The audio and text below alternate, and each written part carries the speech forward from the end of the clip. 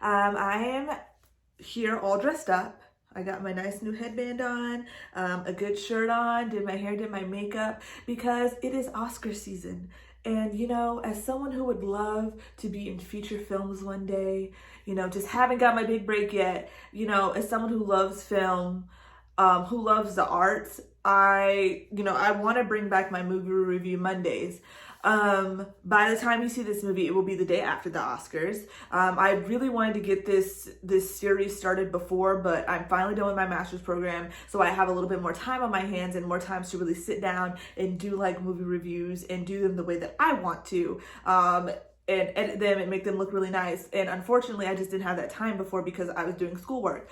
But now I'm here and bringing it back. It's been almost 2 years. I think I did the last one I did, I think I only did one, and it was for the movie Us. And that was in 2018 or something. So actually, I think it's been like 3 years since, was Us 2018 or 2019?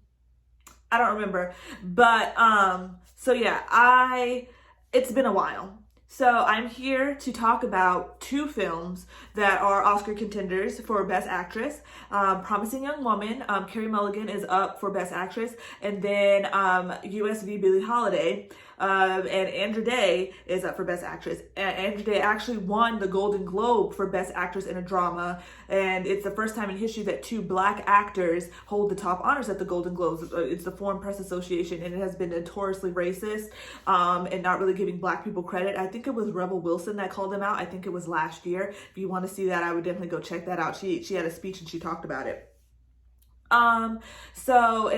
She won alongside with Chadwick Boseman, may he rest in peace. He won posthumously for his work in Ma Rainey's Black Bottom. And I will preface and say I'm only speaking about these two movies because of the movies that I have watched that are Oscar contenders. I feel that they were the best ones and the ones that I've had time to see.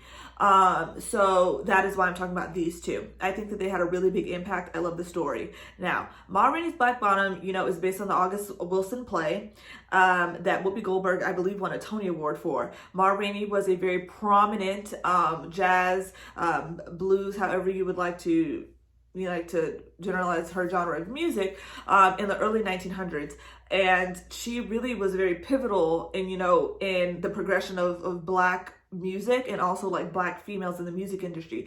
Also because during in the early 1900s, when you saw like Black performers coming up, she wasn't necessarily like the beauty standard. Well, none of the Black women necessarily were, but she was very not what you would expect when when it talks about in forms of like femininity and things like that.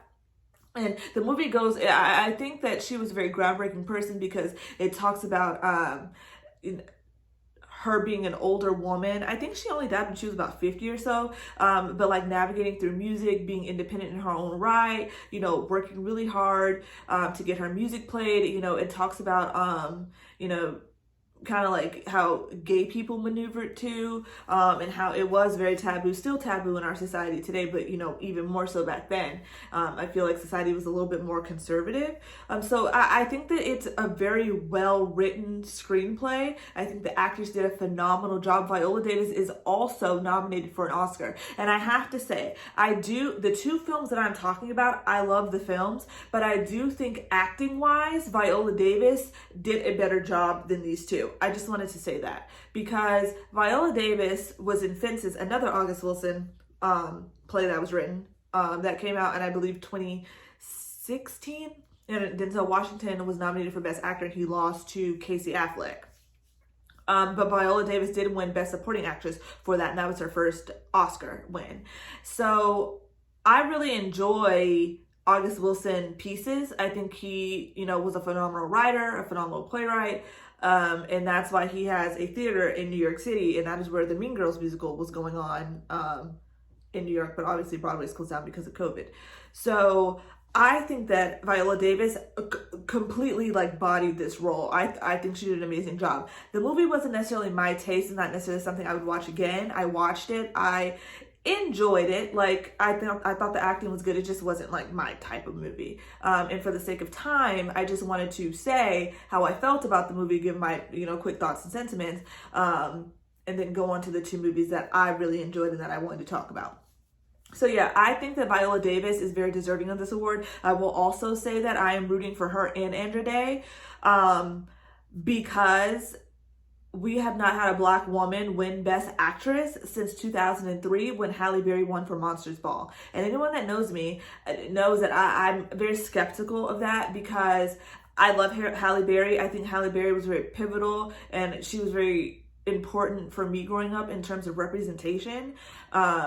You know, I loved Storm and X-Men. I loved Catwoman. You know, she played roles that allowed little Black girls to see themselves, in the limelight. I saw Monsters Ball obviously when I was older, because it is, not appropriate for children. And watching it, I don't think that was, Halle Berry was the first Black woman to win an Oscar for Best Actress. Think about all the actors and actresses that we have had, since, the first Black woman to win a supporting actress role was, back when Gone with the Wind happened. So it's crazy to think that we went almost 100 years almost before we got another, it just doesn't make any sense.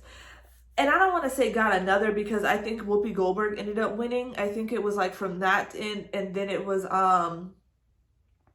it was Whoopi Goldberg won for Ghost. And I believe that was 1992. And then I don't know who won the next time. Maybe it was Jennifer Hudson. I'd have to check. But I do know that we've had Black women win for supporting actress, but never for Best Actress. And so it's crazy to me that Halle Berry, this was the role that, was the best Black woman. It doesn't make sense to me. But I'm not knocking it. I'm glad that we did get that. But do I necessarily think that she was the person for it? No. Is it crazy to me that no one's won since? Absolutely. I think that's wild, because I feel like there are a lot of mediocre white actresses that have Oscars. I will say it again, this is a little bit off topic, but I don't believe that Jennifer Lawrence, when she won for Silver Linings Playbook, the way that was hyped up, I watched that movie. It took me 3 tries to get through the whole movie because I was so bored. And then I finished the movie, and then when I read back what the movie was about, I couldn't even remember seeing that, because I was like, is that what the movie was about? Because I don't remember that. So that just tells you a lot about how I viewed that film.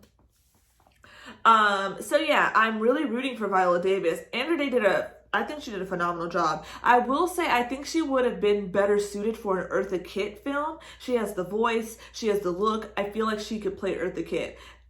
Billie Holiday, looking back, I don't really know. But it's also kind of weird, because obviously I wasn't born when Billie Holiday was around. So when I see pictures and I hear her music, and when I think about who she is, it is kind of like a culture shock to see the type of life that she indulged in, but I'll get more into that when I talk about the movie.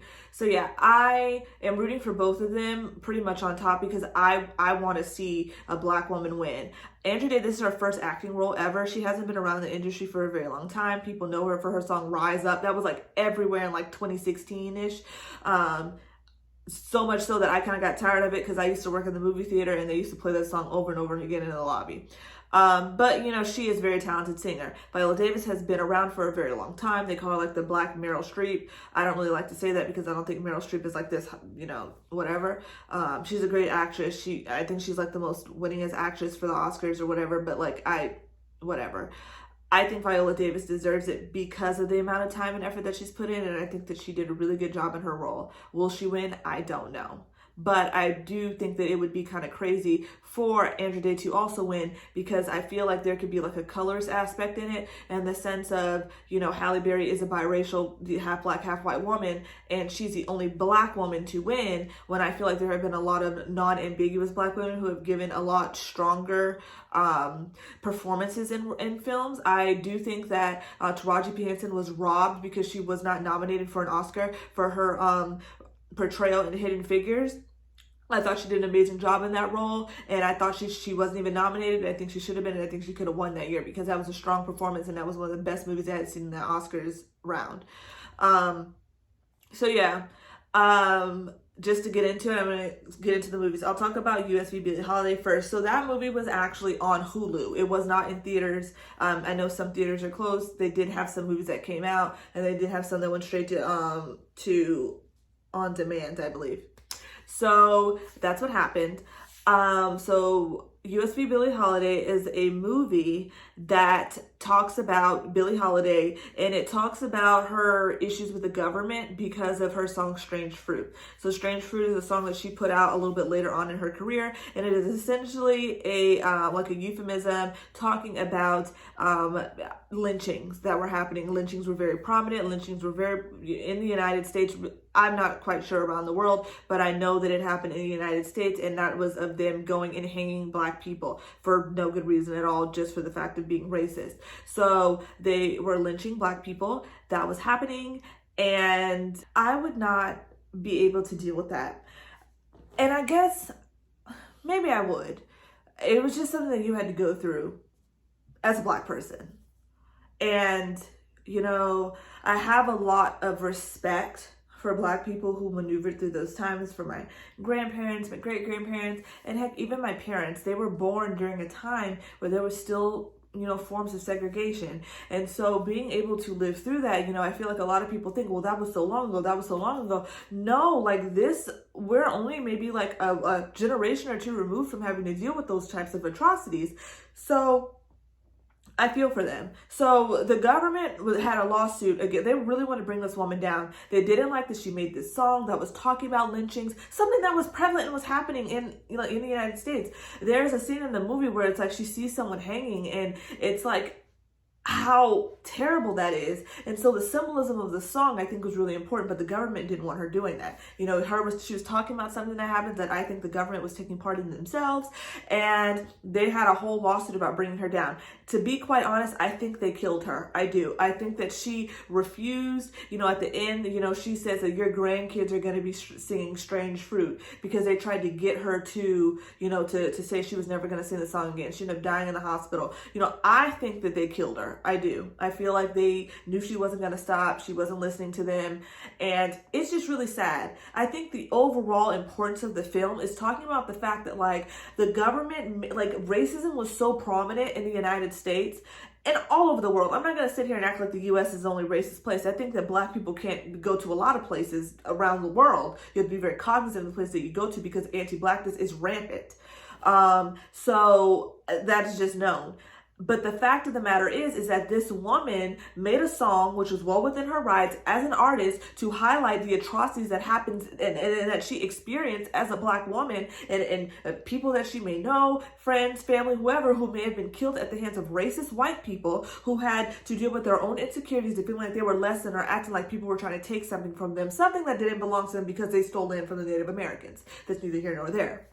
But it was so sad to see how she was treated, how she died. Now, she had a drug addiction. I'm not saying that, you know, she couldn't really kick it, but that woman had a hard life. Her mother was a prostitute. She was pretty much raised in like a whorehouse. She literally had a really hard life, you know. She was on her own for a lot of times, you know, so she had this weird, you know, she had this weird relationship with men where I feel like she sexualized herself. She didn't feel like maybe she wasn't worth much. I feel like she just made a lot of, I don't want to say she made poor decisions, but she did. But because I feel like maybe she really didn't know, like, therapy wasn't prevalent back then, and therapy still wasn't, until this day, isn't very prevalent among the Black community. And it needs to be, because there's such thing as generational trauma, and that can be really difficult to deal with, especially back then, having to deal with the trauma of just rampant racism.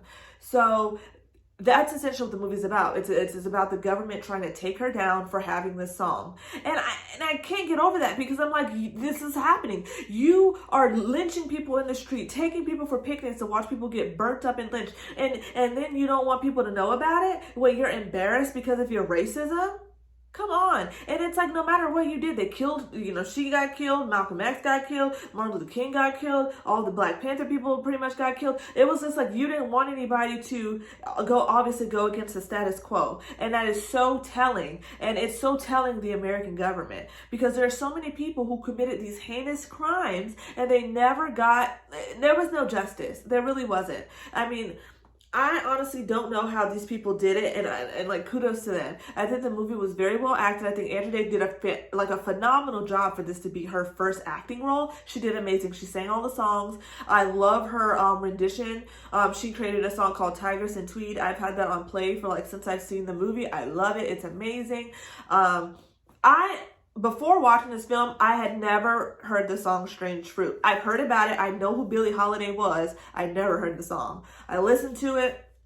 It's extremely sad. And I think especially in a time now where we're seeing a lot of police brutality, black people being gunned down in the streets, I think that it is very difficult to listen to because it's like we went from one form of lynching to another. And it is really sad. And as a black woman, it is really hard to try to maneuver through life dealing with these different types of traumas in media. And it was honestly just really sad. You know, she had a very, very, very great effect on how we view musicians, and how their music can make a difference. And I think her music did make a difference, obviously so, because they made this film about her, and her music lives on to this day. And, you know, I don't know.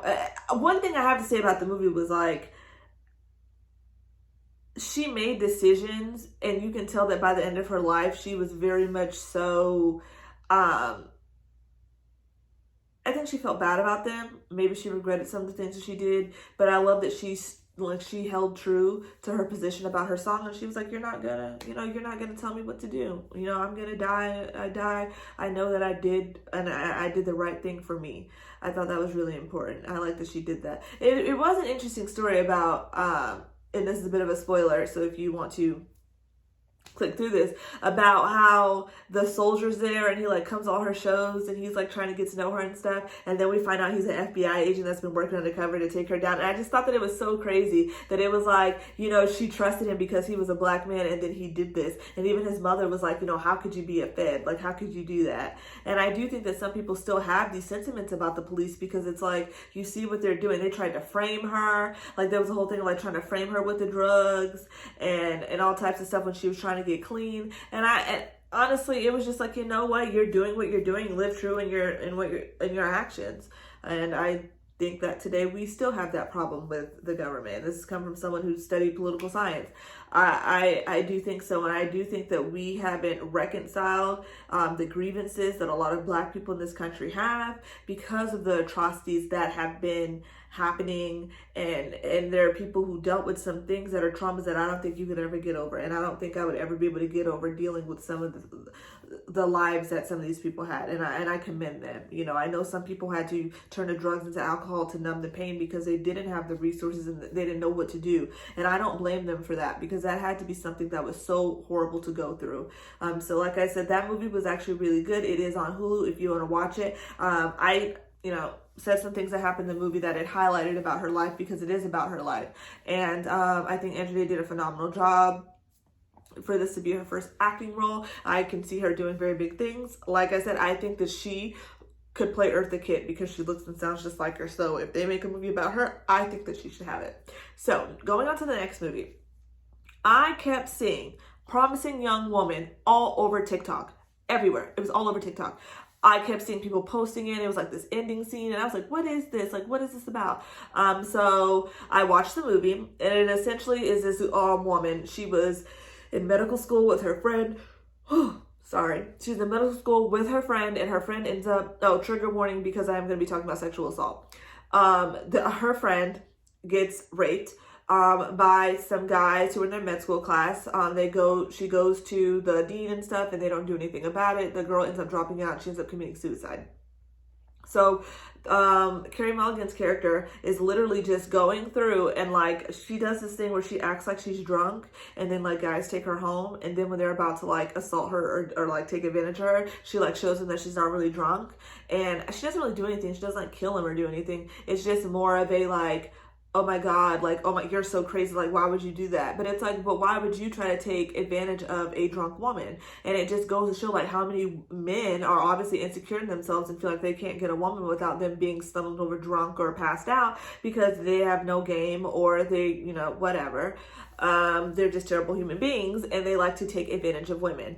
And it's crazy because she keeps this little notebook, and she like marks like how many men she does this to, and it's a lot. And and the underlying message of that is that women, be careful. We don't live in a utopian society. I wish that we did. I hate having to tell women to be careful, and I hate having to tell women to watch your drink, to watch what you wear, like to be, because I want you to do whatever you want. Like I am very much for like women doing what you want. But unfortunately, men don't know how to control themselves. We have, since we were children, we have dress codes because men can't, keep their eyes to themselves or focus. And we can have a conversation about how I don't even think the boys are being the ones who are distracted. I think it may be the male teachers, but that's neither here nor there. I do think that this is very prevalent, and it was a conversation that needed to be had. Should she have done this? It was very dangerous, but she did it. And and there will be a little bit of like spoilers through this because I'm going to talk about some of the things that happened at the end of the film.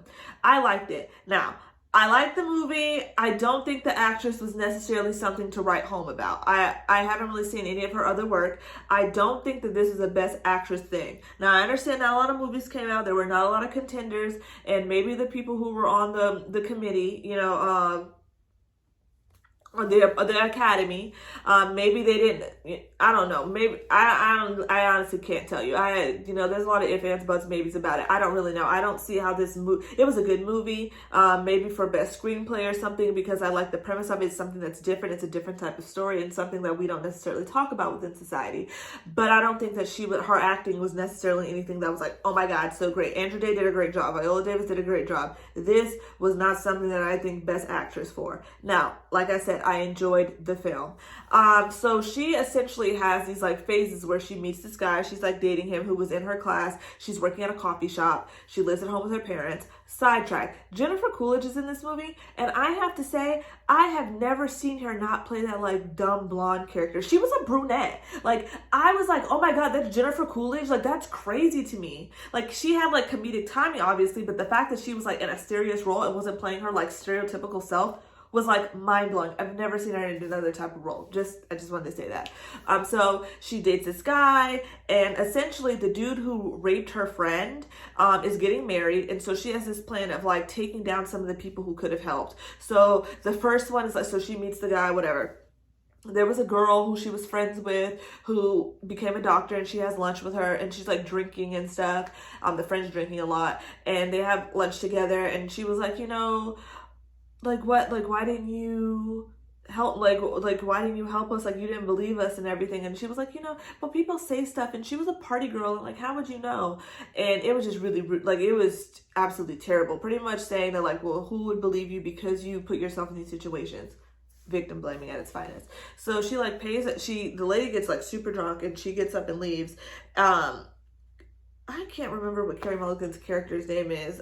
So she gets up and leaves the drunk lady there at the table, and she like pays a guy to go over there and like take her to a hotel room. The next day, her phone's blowing up. She's like, there was a guy, he was your friend. Like, I don't know what happened. I can't remember. I woke up in the room. Did I sleep with him? Because she's married with kids. So she's like trying to figure out what happened. We end up finding out that nothing happened, and then the lady's like mad at her and stuff. But I feel like it was just to prove to her, hey, remember when you said that, what you're saying shouldn't have happened. You put yourself in that situation because you got too drunk and you couldn't remember. She goes to the dean, who's the dean of the college, who's played by Connie Britton. She gets her daughter and makes it seem like she's like a stylist for this boy band or whatever, and takes her daughter to a diner and leaves her there. And then she goes and says, do you remember me? Like, I dropped out. She goes there under the guise of saying that she was going to sign back up for classes. And she goes, well, why did you leave? And she's like, well, I left because my friend was, assaulted by these guys, and you didn't do anything about it. And she was like, well, who did you talk to? She's like, I talked to you about it, and you didn't do anything. And she was like, well, there was no proof. We can't ruin these boys' lives. Like, they're good people. The dude who did it, like, he still comes and talks and everything. And so she goes, oh, well, I dropped your daughter off at the dorm room of the guys who live in that dorm now, and she's all by herself. And she goes to call her, and she has her phone. And she was like, well, I'm kidding. Like, I really didn't do that. But, it's good to see that, like, I have, that she has more trust in those guys than you do.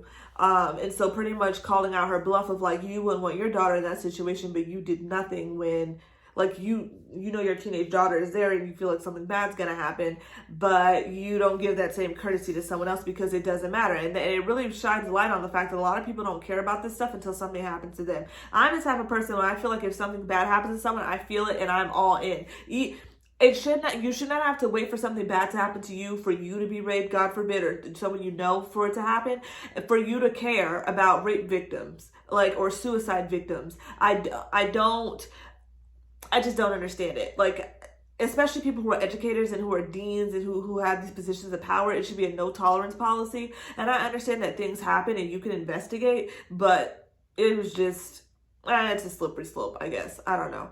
So that happens, and then, you know, she goes to the lawyer of the guy who like represented them, and, you know, she goes because she hired a guy to like go beat him up, and she finds out that he's, you know, he's suffered enough, like that's his penance and like all of this stuff. Like he realizes like what he did was wrong, and he knows that he's defended people and done things in his career that was really wrong. And when she ends up leaving his house, like the guy's like, do I need to go in? And she's like, no, like don't worry about it. So she's like hitting all the marks of like the people who she feels like played a role in this happening and her friend killing herself. So yeah, her parents are worried about her because she turns 30. She doesn't have any friends. She stays out all night doing this stuff with these guys. They're worried about her. They're like, you need help. You know, her boss at the coffee shop is like, you don't go anywhere. You don't do anything. You need help. You know, she's still dating this guy while all this stuff is happening. And then when she finally meets up with the lady from earlier, you know, who thought that something had happened with that man, she's like, there was a video that went around or whatever. And then she talks to her boyfriend about it. She's like, I can't believe you knew about the video. And so there was a video of him doing what he did, and she sees it. And then, you know, so she decides to go to his bachelor party. She's broken up with the other dude. She's like, don't tell them that I'm coming. Like, she's just, you know, threatening him and you know, in his office and everything about stuff that happened. And so that relationship is also obviously done. She goes, she dresses up as a stripper, gets the dude upstairs. She's knocked out the other dudes down, so she puts something in their drinks where they're like out of it. And so she goes upstairs, ties him to the bed, like handcuffs him, and she pretty much tells him the name of the girl that he raped. And he was like, oh, did who so-and-so put you up to this? She's like, no. And so then like because he knows that the other girl is dead, and she pretty much tells him, you know, who she is and what happens, and that it was his fault. And she goes to try to like stab him with something, and he ends up, you know, breaking free and like getting a pillow on top of her and smothering her to death. He kills her. The next morning, like her body lays there. His friend comes in and he's like, oh, like what happened? Like she's sleeping. He realizes she's dead. He figures out what happens, and this dude decides they burn her body. And then they go on and have their wedding. Now, remember, her car is still parked somewhere. She was there. Now, of course, like her family's like, she's missing. They go to find her. They don't know anything about her. But she's left like little clues and stuff, and they're able to find her. They find her body where it was burned because she always wore a necklace around like her friend's name. And so they end up finding her body that it was burned, and the dude ends up getting arrested at his wedding, like at his wedding reception. And at the end, she like sends these little, like, obviously they were scheduled texts to the dude that she was dating, like, you didn't think that this was over and all this stuff. And I just think it's really interesting because he did not care that she was missing. They were like, oh, like, you're under arrest for her murder, and like he didn't bat an eyelash. He was just like, whatever. So he's obviously going through some type of mental illness because he didn't even care. So I think that the overall like plot of the movie was really interesting, and it brings on a conversation about sexual assault that we don't really talk about, and how it's prevalent and how we push it off, and how sometimes the people who commit these heinous crimes are allowed to go through and continue their lives and act like nothing happened. And she finally got justice. I mean, it cost her life, but I feel like she didn't care to live because she just wanted her friend's, you know, assault to be avenged, because her friend wasn't there. She couldn't take it anymore. She ended up killing herself. So I thought that it was a really interesting movie. Like I said, do I think the acting was like so amazing? No, it wasn't. It was a movie to watch. Like, I watched it, I enjoyed it. Would I have spent $6 on it after watching it, even though I love the plot? No. Like, I'm glad I only spent like $1.50 on it at Redbox. So that's why I like that. But yeah, like I said, I will put in here, like, depending on who wins, because I am filming this as of Thursday before the Oscars. So Oscars are happening Sunday. This will go up Monday. So we'll see who wins, you know, if I'm happy or disappointed. But thank you guys so much for watching this video. It was a lot of fun for me. I want to come back and do some more movie reviews. So I want to let you know, I have watched some other movies that I'm going to talk about. So next week, I will be doing a review of the movie Sightless. It stars Madeleine Petsch. She plays Cheryl Blossom on Riverdale. I did watch this movie a while ago. It's been on Netflix for a while. But I do want to talk about it because it was a really, really good movie. So please look out for that next week. I will be doing that video. So yeah. And I also want to thank you guys again, because my Taylor Swift video that I did about a month ago, it was talking about Taylor Swift and feminism and talking about the show Ginny and Georgia, that video has done so well. Thank you guys so much for watching that.